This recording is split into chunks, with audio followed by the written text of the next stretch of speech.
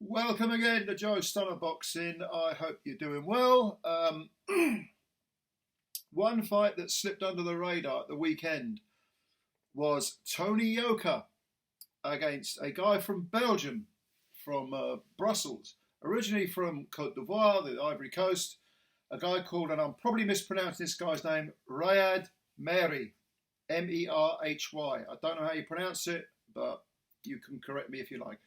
And he came in and fought Yoka and sprung a surprise. This was Yoka's comeback after back-to-back defeats to Carlos Takam, that was in March of this year, and Martin Bakole, which was in May of last year. Excuse me.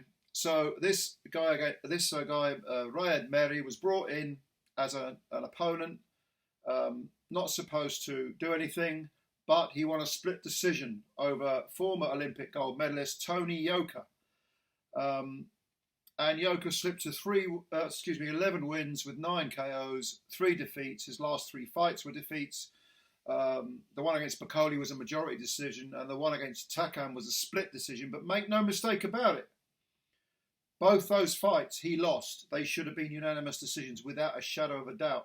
And I haven't seen the whole fight with Ryad Merhy, but from what I saw, it was competitive. I saw about maybe 12, 15 minutes of it. It was a 10-rounder, and like I say, Yoka lost a split decision. I was told, and I've read, that it was a very, very close fight that could have gone either way. But you've got to ask the question, considering that Yoka is an Olympic gold medal, what has gone wrong with his pro career? He's 31 years old now, and he turned pro 6.5 years ago. He probably his best wins are, I don't know, Johan Duhaupas, he knocked him out in a round. Christian Hammer, he won a unanimous decision over him. These were back in 2020. So he was fighting those sort of C plus B minus guys. He beat Dave Allen in 2018. That was a good win. He stopped him in the 10th and final round. Dave Allen at the time was, a very good sort of gatekeeper type. When he was motivated, he could do some damage. But of course, the big shadow that hangs over Yoka followed that Allen fight when he was busted for PED use. And I believe he served a ban. I can't remember how long the ban was for. Was it 18 months? I should have looked this up really, but I think it was backdated, and it may have been a year. I think it was a year. I don't know for certain. But this kind of stunted his career, definitely, because it's very telling that a couple of fighters who fought him, Dave Allen is a good example, commented on how hard he hit. He was a big, strong, hard-hitting guy with a good engine. And then he got busted for PED use. And since then, he hasn't really done anything. He's lost his last 3 fights. From what I saw, the limited highlights that I saw, the 12, 15 minutes, whatever it was I saw against Ryad Merhy, he wasn't really shaking him. I didn't see any hint that he might knock the guy over. Merhy appeared to outwork him. Again, I emphasise, I haven't seen the whole fight. Certainly Carlos Takam was way too physical for Yoka. Martin Bakole bullied him as well. They were very, very clear wins, which is quite disgraceful. The Takam one was a split decision, and the Bakole one was only a majority decision. And his last 3 fights, Yoka, that he's lost, have all been in France. So it's not like there's home cooking going on. It does appear that, how can I phrase this? As soon as he got busted for the PEDs, his career more or less ground to a halt. And yes, he had some half-decent wins, but you've got to put a question mark over him. How much of his career was conducted without the use of illicit substances? Now, apart from that, he's also had personal issues outside the ring. I believe his wife, who was also a fighter, they separated, they divorced. That's always a big stress. Whenever you're married to someone, you've got children, I think I've got a kid as well, and you divorce, it can take away your love of whatever else is in your life, whether it's boxing or anything else. But that's a factor. That's got to be a factor. I can't believe it isn't, that you're worried about your kid seeing your kid, how it's going to impact on your child. But having said that, there's a flip side to that, which is that sometimes you can take something like boxing and it distracts you from the misery or the potential stress and pressure of what's going on in your private life. I always remember Joe Calzaghe, even though he had a couple of bad performances. I mean, David Starry, he was very weak, very poor against David Starry, although he won that fight.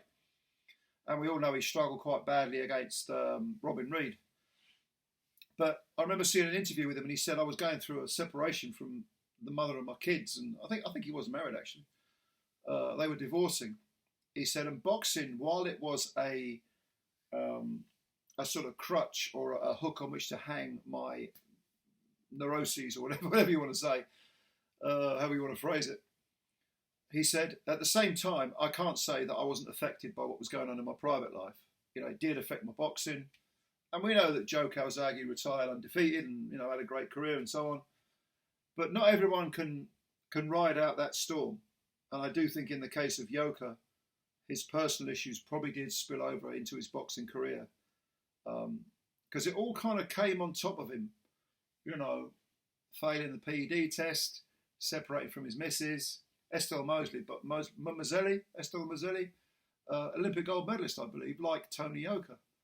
They were like a sort of darling couple, a celebrity couple in boxing in France. And again, Yoka has had everything set up for him. I won't say handed to him, because it's the same with any gold medalist. I mean, this is a 6'7" guy, you know, big unit, big imposing guy. Every one of his fights has been in France. And yet he's lost the last three. Legitimately lost the last, or certainly legitimately lost the last two. This one, like I say, I've only seen the highlights, but everyone said to me it's a very close fight that could have gone either way. It certainly wasn't a robbery. So, yeah, Tony Yoka, where does he go from here at 31? Does he want to box anymore? Does he have that fire in him? There's one other thing I want to mention as well, and that was over the weekend. He had Don Charles in his corner, which seems to me like a very strange choice of trainer for a Frenchman. I don't know how good Yoka's English is. I don't know, for all I know, Don Charles could speak French. I don't know.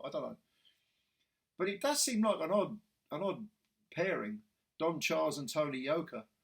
And Don had some success with Derek Chisora back in the day. But has he really torn up any trees as a trainer with other fighters?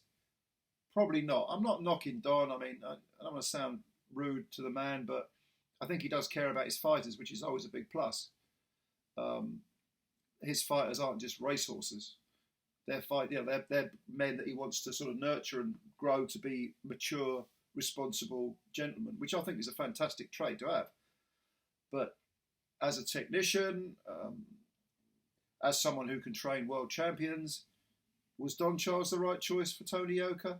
I have my doubts. Anyway, leave your comments about Tony Yoka. Tell me what you think. Is he finished? Can he still come back? I mean, he's young enough. He's 31. Like I say, he's a big lad, 6'7". You can't knock him for sheer size. But what's gone wrong? Is it the PED thing? Maybe he's just not as good when he's not juicing. I don't know. Give me your opinions. Back them up with, break them down for me. I like reading them. And of course, as always, thank you for your time. Please subscribe to the channel if you're new. Leave a like as well, because that helps. That helps us out a big deal. They count the likes, so I'm told. And yeah, I'll catch you later. Looking forward to reading your comments, and bye for now.